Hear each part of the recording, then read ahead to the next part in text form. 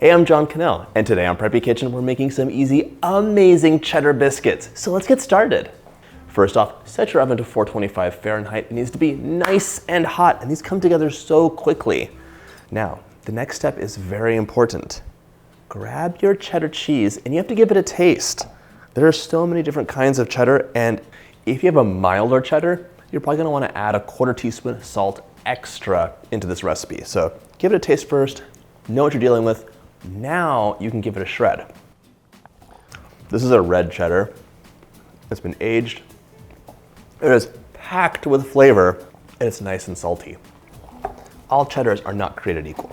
So I want 120 grams of shredded cheddar for this. You can measure it out with a cup, but I never want to like pack it down because then it's kind of stuck together. So here we go. So that's 120 grams or 1 cup. If I packed this down, it would fit in, but I don't want to pack it in because that it's like the reverse of shredding. All right, now we also want to cube our butter. This needs to be rock hard, so cut it into quarters. For this recipe, you could use an American or European style butter. They're both gonna work out. If I was doing a traditional biscuit where we're stacking and folding and getting those layers, I would have more to say on this, but this is like a drop biscuit. It's so easy, comes together in a few minutes. You can prep it out ahead of time, and it's gonna make all of your dinners like super extra scrumptious. My butter is cubed up. This can go back into the fridge. I want it to be ice cold, not at all warm. Eat the rest of your cheese. Now we're gonna grab a big bowl and get the dry ingredients together. Into a large bowl, 2 1/4 cups or 270 grams of all-purpose flour. But make sure you zero your scale out first. Got too excited by that red cheddar. So that, by the way, is perfect mac and cheese cheddar. It's like the best. To fluff things up, I want 1 tablespoon of baking powder. If you're a Red Lobster fan, by the way, you know the best thing there are those Cheddar Bay Biscuits.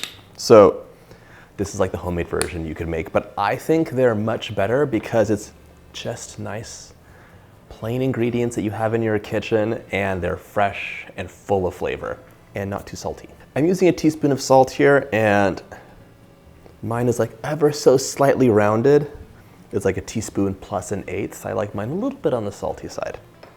I want 1/2 teaspoon of garlic powder, a 1/4 teaspoon of paprika, and you can use regular paprika or smoked paprika. You could also add in some chili powder, some more ground pepper. Make this biscuit your own. It really takes on flavors really well. Our scale is done, and we're just gonna bring this together. You really wanna distribute the spices and that baking powder and salt. Grab your ice cold butter. We're gonna sprinkle that in. You don't wanna have like a big clump of butter that you drop in. You have 2 choices here. You can use a pastry blender, it'll work it through, or use your fingers. I actually prefer to do this by hand. 1, because I find it very pleasing and tactile, but it also really lets you control the size of the butter. I want like roughly pea-sized pieces. That butter is going to expand and really puff up in the oven. So you don't wanna have it all worked into like little nothing sand pieces. You should have like roughly pea-sized pieces like this. If you're doing this with European style butter, by the way, you will feel the difference. This butter has like a fair amount of like milk water in it, so it like breaks up into hard little chunks. But the European style butter is going to have soft little pieces of fat so quickly it melts in your hands right away. Take a little break from this bowl into a small bowl, 1/2 cup of cold buttermilk. It's 120 mils. Buttermilk is also a little bit acidic, so it'll help puff things up even more, and acidic liquids will give you a tender baked good. They inhibit some of the gluten formation, so things are just like nice and like pull apart amazing. 1 large egg. Give this a quick whisk.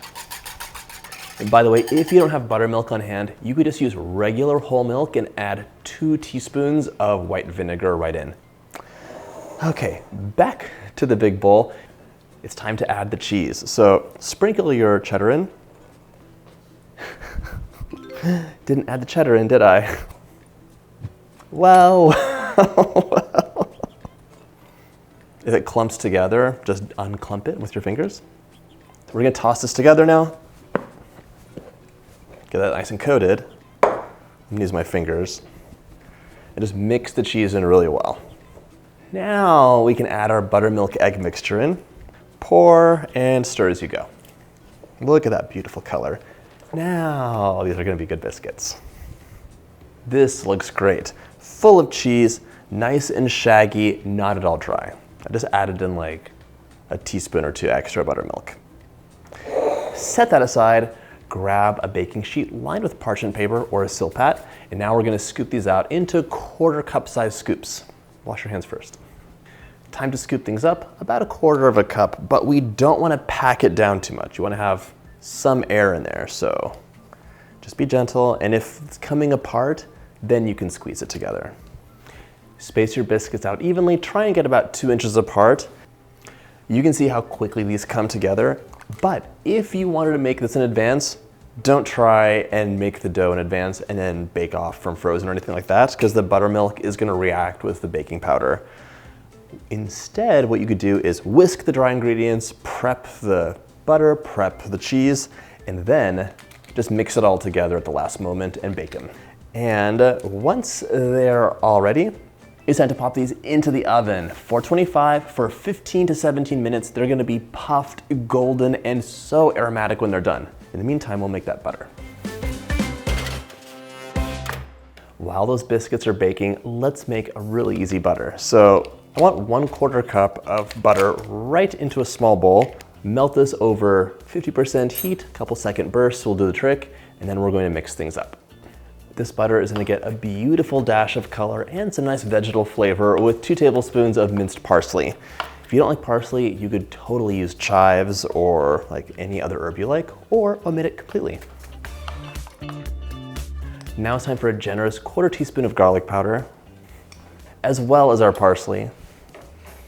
Give it a mix, and it's as simple as that. This is gonna add so much flavor, I tell you. If you want, you could add a sprinkle of salt in here, or you can add a sprinkle of Malden, like flaked sea salt on top for a nice crunchy, salty finish.